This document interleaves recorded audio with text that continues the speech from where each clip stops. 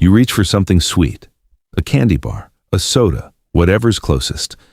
And here's the thing nobody tells you about that moment. You didn't just decide to want it. Something much older than you did that deciding. A long time before you were born. A long time before humans were even a thing that existed.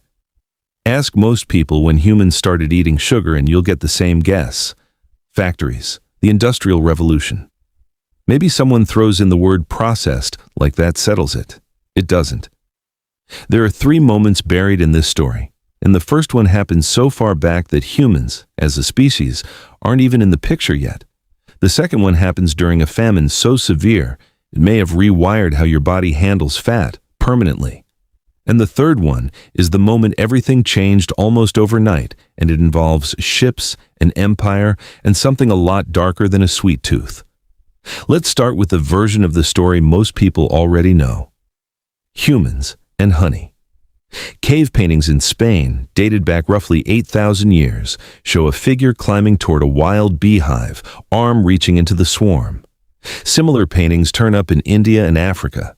Some of them show smoke being used to calm the bees, which means by that point, people weren't just stumbling onto honey by accident, they'd already figured out how to take it safely. That's not the beginning of sweetness, that's already a refined skill. And it goes back even further than the paintings. In Italy, roughly 40,000 years ago, Neanderthals were mixing beeswax into pine resin to haft stone tools onto handles. Not eating it, as far as we know, just using it, which still means they were already deep enough into the relationship with bees to know exactly where to find the wax. That's tens of thousands of years before any of the honey-hunting cave art gets painted. Something older had to come first. Here's the part that changes the whole shape of the question. Sweetness didn't start as a human preference. It started as a primate preference, and it goes back roughly 30 million years, long before anything resembling a human walked anywhere. Around that time, a genetic mutation gave early primates trichromatic vision, the ability to see a wider range of color than most mammals. It sounds unrelated to sugar. It wasn't. That mutation let primates do one specific thing extremely well. Spot a ripe piece of fruit against a wall of green leaves. Ripe fruit means more sugar means more calories. And in a world where a meal wasn't guaranteed, an animal that could spot the sugariest fruit first, before anything else got to it, had an edge that mattered. That's the first mutation. It's not even the interesting one. Around 15 million years ago, the climate shifted. Global cooling changed what was available to eat, and for early ape ancestors, food scarcity turned into a real, sustained problem. Something had to give. And what gave, according to research from Richard Johnson, a physician who has spent years studying this exact period, was how the body handled fructose, the specific type of sugar found in fruit. A mutation appeared that made these primates far more sensitive to it. Not sensitive in the sense of tasting it more. Sensitive in the sense of what their bodies did with it once it hit the bloodstream. Fructose, after this mutation, got converted efficiently into stored fat, almost immediately, almost automatically. During a famine, that's not a flaw. That's the entire difference between an animal that survives the lean season and one that doesn't. Put those 2 mutations together and you get something uncomfortable. Long before agriculture, before honey hunting, before humans existed at all, evolution had already built a system that does 2 things extremely well. Find the sugar. Hoard it as fat the second you find it. That system wasn't designed with willpower in mind, because willpower wasn't the problem it was solving. Scarcity was the problem, and for millions of years, scarcity did the regulating for you. Sugar was rare. You couldn't overeat something that barely existed. Think about what that actually means for a second. Every animal alive today that still craves sugar this intensely is carrying around a solution to a problem that, for them, hasn't gone away. A monkey spotting one orange fruit in a green canopy still can't eat more than what's growing on that one tree. The system stays balanced because the environment enforces the balance. Humans are the one species that eventually broke out of that arrangement, and it didn't happen gradually. It happened in a handful of very specific, very traceable moments. Which is exactly why the next part of the story doesn't fit on the surface. If this system evolved because sugar was scarce, why does the craving still feel this strong in a world where sugar is everywhere? Because evolution doesn't update the plan. It just hands you the same tool and lets the environment around you completely change. For most of human history after that point, the tool worked fine because the environment stayed scarce. Honey was rare and defended by stinging insects. The ancient Egyptians were among the first to actually cultivate it, keeping bees in clay hives as early as 2500 BCE, and even then it stayed valuable enough to bury in tombs as an offering.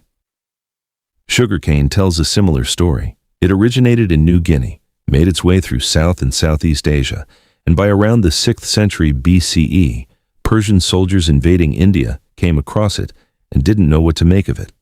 They described it as a reed that produced honey without needing any bees.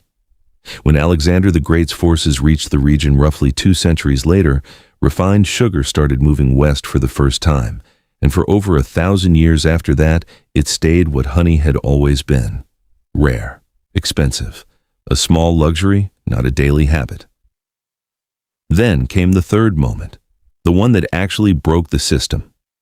Starting in the late 15th century, shortly after Columbus's first voyage, sugarcane stopped being something you found and started being something you farmed at massive scale, first in the West Indies, then across South America, especially Brazil. It became one of the most valuable commodities in the entire colonial economy, on par with spices like saffron and nutmeg had once been. Except now it could be grown by the ton instead of traded by the ounce. Getting it required an almost unimaginable amount of forced human labor built on the transatlantic slave trade. Sugar didn't just become common because someone invented a better farming method. It became common because an entire economic and human system was built specifically to make scarcity disappear. It didn't stop there either. In the early 1800s, when Napoleon found France cut off from West Indian sugar by a British blockade, he ordered sugar beet farming across French soil instead, using a sweetening property a German chemist had discovered decades earlier. Within a few years, France had its own domestic sugar supply that had nothing to do with cane or the tropics at all. By the late 1800s, sugar wasn't a luxury item guarded behind an empire's shipping lanes anymore. It was a crop you could grow in a field in northern Europe, and once that happened, once sugar went from rare to nearly unlimited, the ancient tool never got the memo.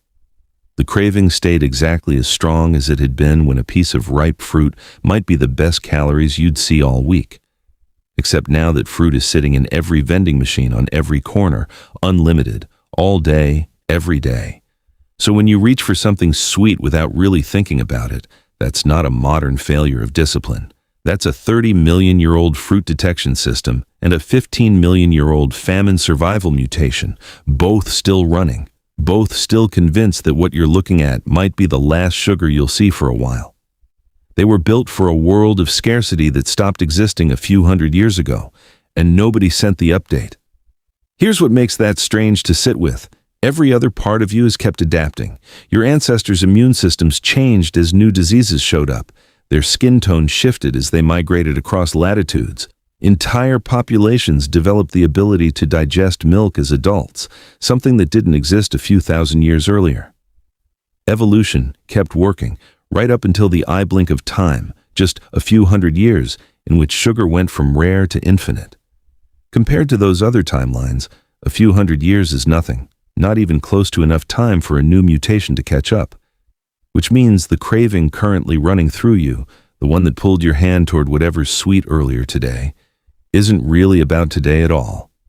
It's a message being sent by something ancient, arriving in a world that stopped resembling the one it was built for. You're not fighting a bad habit when you crave sugar. You're negotiating with a survival tool that's been making the exact same decision, successfully, for longer than your species has technically existed, and it has absolutely no idea the world around it has changed.